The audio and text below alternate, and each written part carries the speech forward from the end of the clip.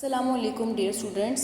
Class 6 की general science में आज हम यूनिट 5 का topic air is a mixture of gases के बारे में पढ़ेंगे, जो कि आपके बुक के पेज नंबर 53 एंड 54 पर गिवन है। Air is a mixture of gases. Students, air जो है वो हवा को कहते हैं और मिक्सचर के बारे में हम प्रीवियस लेक्चर में पढ़ चुके हैं कि व्हेन टू और more than two different element combine physically without any chemical reaction it forms a mixture.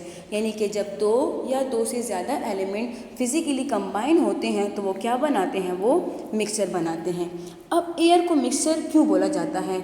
Air को मिक्सचर इसलिए बोला जाता है क्योंकि इसमें डिफरेंट गैसेस जैसे कि oxygen, nitrogen, carbon dioxide, argon और वाटर वेपर्स मौजूद हैं। इसके अलावा भी इनमें बहुत सारे कंपोनेंट्स मौजूद हैं। चूँकि एयर में डिफरेंट गैसेस मौजूद हैं, डिफरेंट कंपोनेंट मौजूद हैं, इसलिए एयर को मिक्सचर बोला जाता है। एयर में जो डिफरेंट कंपोनेंट है इनका डिफरेंट प्रोपोर्शन में मौजूद है और इनकी जो प्रोपोर्शन है वो time to time and place to place change हो सकती है।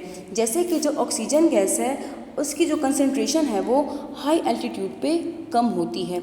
इसी तरह अगर हम वाटर वेपर्स को देखें तो वाटर वेपर्स की जो कंसंट्रेशन है वो सी लेवल में ज़्यादा होती है एज़ कम्पेयर टू डेजर्ट। तो जो एयर है उसमें जो डिफरेंट कंपोनेंट है वो डिफरेंट प्रोपोर्शन में मौजूद होते हैं। जैसे कि ऑक्सीजन है वो एयर में 21% मौजूद है, नाइट्रोजन जो है वो 78% मौजूद है। इसके अलावा जो बाकी 1% है उसमें carbon dioxide, water vapours, argon वगैरह मौजूद है।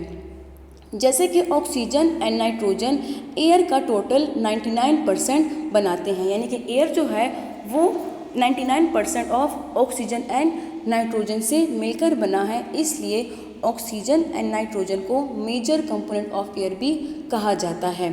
जबकि carbon dioxide, water vapours and argon जो है वो 1% ऑफ एयर बनाते हैं, इसलिए इनको माइनर कंपोनेंट ऑफ एयर भी कहा जाता है। चूँकि हमने प्रीवियस सेक्शन में पढ़ा कि जो मिक्सचर होते हैं उनको हम फिजिकल मेथड से सेपरेट कर सकते हैं। तो जैसे कि एयर जो है वो मिक्सचर है, इसमें डिफरेंट कंपोनेंट मौजूद हैं, तो एयर में जो कंपोनेंट मौजूद है उसको हम सेपरेट कर सकते हैं बाय द फिजिकल मेथड। किसी भी फिजिकल मेथड के थ्रू हम एयर को उसके कंपोनेंट में सेपरेट कर सकते हैं। तो एयर को उसके कंपोनेंट में सेपरेट करने के लिए जो प्रोसेस यूज़ किया जाता है उसको कहा जाता है फ्रैक्शनल डिस्टिलेशन। फ्रैक्शनल डिस्टिलेशन क्या होता है? It is a process in which component are separated on the basis of boiling point. Fractional distillation में हम मिक्सचर को हीट करते हैं। हीटिंग के दौरान बॉइलिंग पॉइंट के बेस पे डिफरेंट कंपोनेंट जो है वो सेपरेट हो जाते हैं। इसके साथ साथ हमने मिक्सचर की प्रॉपर्टी में पढ़ा था कि मिक्सचर की जो प्रॉपर्टी होती है उनमें जो डिफरेंट कंपोनेंट होते हैं उनकी केमिकल प्रॉपर्टीज़ रिटेन होती हैं। तो जो एयर है, एयर में जो डिफरेंट कंपोनेंट है यानी कि जो ऑक्सीजन है, कार्बन डाइऑक्साइड है, वाटर वेपर है, उनकी प्रॉपर्टीज़ क्या होंगी? उनकी प्रॉपर्टीज़ रिटेन रहेगी। अब हम देखते हैं कि एयर में जो डिफरेंट गैसेस मौजूद हैं, जो डिफरेंट कंपोनेंट मौजूद है, वो कहाँ कहाँ यूज़ होते हैं। तो अगर हम बात करें ऑक्सीजन की कि ऑक्सीजन गैस कहाँ यूज़ होती है, तो स्टूडेंट्स आपको पता है कि तमाम लिविंग ऑर्गेनिज्म सांस लेते हैं। सांस लेने के दौरान जो है लिविंग ऑर्गेनिज्म यानी कि प्लांट्स, एनिमल और ह्यूमन बीइंग क्या करते हैं? ऑक्सीजन गैस को इनहेल करते हैं। तो ऑक्सीजन गैस जो है वो सांस लेने के लिए, रिस्पायरेशन के लिए ज़रूरी होता है। इसी तरह अगर हम कार्बन डाइऑक्साइड की बात करें कि कार्बन डाइऑक्साइड गैस जो है वो कहाँ से आती है, तो सांस लेने के दौरान तमाम लिविंग ऑर्गेनिज्म जो है वो ऑक्सीजन को इनहेल करते हैं, ऑक्सीजन को एब्जॉर्ब करते हैं, जबकि कार्बन डाइऑक्साइड को रिलीज़ करते हैं या फिर एक्सहेल करते हैं। तो कार्बन डाइऑक्साइड का सोर्स क्या है? कार्बन डाइऑक्साइड गैस भी रिस्पायरेशन के थ्रू रिलीज़ होती है। इसके साथ साथ जो बर्निंग प्रोसेसेस है, जब हम फॉसिल फ्यूल की बर्निंग करते हैं, फॉसिल फ्यूल में आता है कोल, पेट्रोलियम एंड नेचुरल गैस। कोल जो है वो कोयला होता है, पेट्रोलियम गाड़ियों में इस्तेमाल होता है, जबकि जो नेचुरल गैस है वो स्वी गैस है जो कि हमारे घरों में इस्तेमाल होती है। इनमें होते हैं कार्बन कंपाउंड, यानी कि जो फॉसिल फ्यूल है उनमें कार्बन के कंपाउंड होते हैं। तो जब इन कंपाउंड की बर्निंग होती है, इनकी कंबशन होती है, तो उसके ज़रिए भी कार्बन डाइऑक्साइड गैस एयर में रिलीज़ होती है।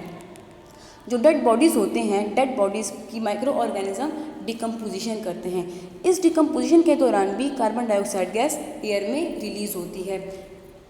इसके साथ साथ जो वोल्केनिक एरप्शन है, जो आतिशफशानी पहाड़ है, जब वो उनसे लावा बाहर निकलता है तो वो भी कार्बन डाइऑक्साइड गैस को एयर में रिलीज़ करते हैं। तो ये थे हमारे पास सोर्सेज ऑफ कार्बन डाइऑक्साइड।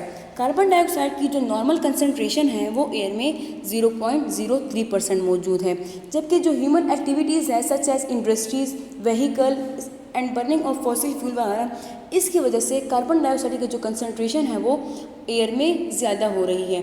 तो अगर एयर की कंसनट्रेशन 6% या 6% से ज़्यादा हो जाए तो वो हमारे लिए नुकसानदेह हो जाती है। इसलिए ज़रूरी है कि एयर में कार्बन डाइऑक्साइड की कंसनट्रेशन को, कार्बन डाइऑक्साइड लेवल को मेंटेन किया जाए। तो इस कार्बन डाइऑक्साइड कंसनट्रेशन को हम किस तरह से मेंटेन कर सकते हैं?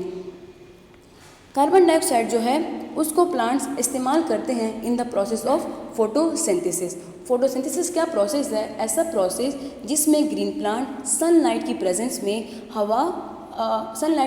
में कार्बन डाइऑक्साइड एंड वाटर की प्रेजेंस में अपने लिए फूड प्रिपेयर करें। यानी कि फोटोसिंथेसिस एक ऐसा प्रोसेस है जिसमें ग्रीन प्लांट अपने लिए खुराक तैयार करते हैं, किसकी मदद से? Sunlight, water and carbon dioxide.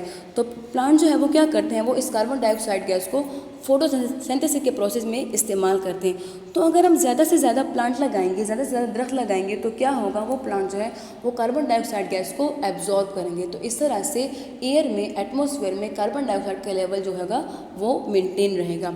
तो कार्बन डाइऑक्साइड के लेवल को मेंटेन करने के लिए ज़रूरी है कि हम प्लांट्स लगाएं। इसके साथ साथ जो फॉसिल फ्यूल है, जो कोल है, पेट्रोलियम है, उसका इस्तेमाल कम करें। यानी कि उनकी बर्निंग से जो है वो कार्बन डाइऑक्साइड रिलीज़ होता है। तो अगर हम ह्यूमन एक्टिविटीज़ को कंट्रोल करें तो इससे भी कार्बन डाइऑक्साइड गैस मेंटेन रह सकती है।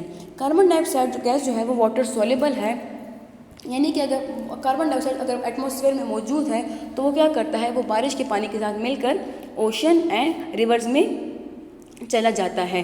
तो इस तरह से भी ये जो है कार्बन डाइऑक्साइड लेवल को मेंटेन कर लेते हैं। तो जो ओशन एंड रिवर है, these are the major sink of carbon dioxide to maintain its level. तो जो ओशन एंड रिवर है वो भी कार्बन डाइऑक्साइड के लेवल को मेंटेन रखने में हेल्प करते हैं। तो स्टूडेंट्स, आज हमने एयर एज ए मिक्सचर के बारे में पढ़ा and the sources of carbon dioxide and maintenance of carbon dioxide gas के बारे में पढ़ा।